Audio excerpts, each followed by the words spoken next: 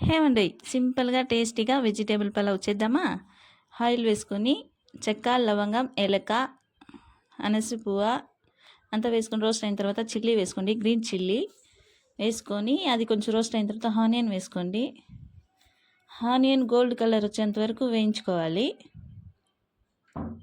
Ginger garlic paste, అల్లం,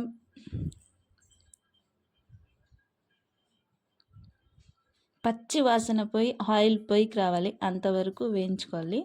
tomato, పెద్ద పెద్ద టమాటో ఒక 3 తీసుకున్నాను నేనైతే.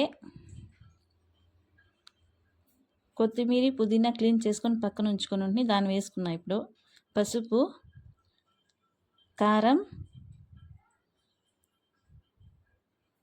ధనియాల పొడి. మసాలా యాడ్ చేసినప్పుడు స్లోగా పెట్టేసేయండి గ్యాస్.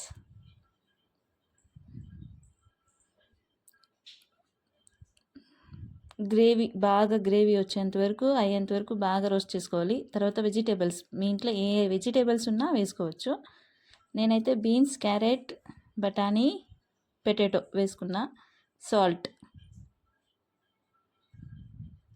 బియ్యం 20 మినిట్స్ బియ్యం నానబెట్టుకొని ఉంచుకుంటే బాగా వస్తుంది పలావ్ సాఫ్ట్గా. వేసుకొని కలుపుకోవాలి. మళ్ళీ కొత్తిమీర, పుదీనా, కోకోనట్ అండి, టెంకాయ రుబ్బు పెట్టుకున్న ఈ టైంలో వేసుకుంటే చాలా టేస్టీగా బాగుంటుంది.